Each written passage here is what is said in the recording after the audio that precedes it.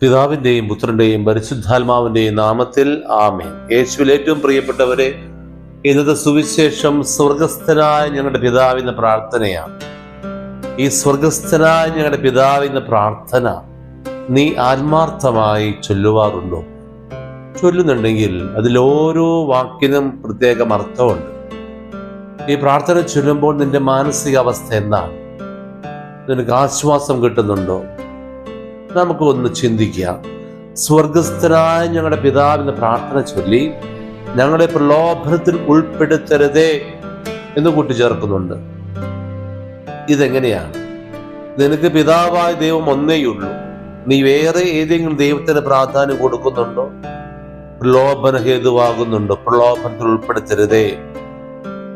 അങ്ങയുടെ നാമം പൂജിതമാകണമേ. കർത്താവിന്റെ നാമത്തിനെതിരായി പറയാൻ നിനക്ക് പ്രലോഭനം ഉണ്ടാകുന്നുണ്ടോ? അങ്ങയുടെ രാജ്യം വരണമേ. ദൈവരാജ്യം കടന്നു വരാൻ പറ്റാത്ത വിധത്തിൽ നിന്റെ ഹൃദയത്തിൽ തിന്മയുടെ ശക്തിയുടെ പ്രലോഭനം ഉണ്ടാകുന്നുണ്ടോ? അങ്ങയുടെ ഹിതം നിറവേറട്ടെ.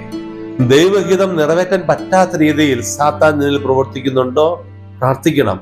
പ്രലോഭനത്തിൽ ഉൾപ്പെടുത്തരുതെന്ന് പ്രാർത്ഥിക്കണം.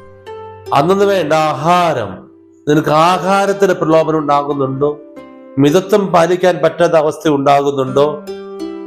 അതുപോലെ തന്നെ തെറ്റ് ചെയ്യുന്നവരോട് ക്ഷമിക്കുവാനും പൊറുക്കുവാനും പറ്റാത്ത വിധത്തിൽ തിന്മയുടെ ശക്തി സാത്താൻ പ്രവർത്തിക്കുന്നുണ്ടോ? അപ്പൊ ഇത്തരം പ്രലോഭനങ്ങൾ ഉണ്ടാകരുതേ എന്ന് ഈശോട് പ്രാർത്ഥിക്കുന്ന നല്ല അർത്ഥമുള്ള പ്രാർത്ഥനയാണ്. അതുകൊണ്ട് പ്രാർത്ഥന ചൊല്ലുവാൻ കിട്ടുന്ന അവസരം ഒരിക്കലും നഷ്ടപ്പെടുത്തരുത്. അത് വിശുദ്ധ കുർബാനയ്ക്കിടയിലായാലും മറ്റു ജപമാല വേദിയിലായാലും ഒരിക്കലും ഈ പ്രാർത്ഥന നഷ്ടപ്പെടുത്തി കളയരുത്. അതിന്റെ ചൈതന്യത്തിൽ നമ്മൾ പ്രാർത്ഥിക്കുമ്പോൾ ഇത്തരം പ്രലോഭനങ്ങളിൽ നിന്ന് നമുക്ക് വിടുതൽ ലഭിക്കും. ആമേൻ.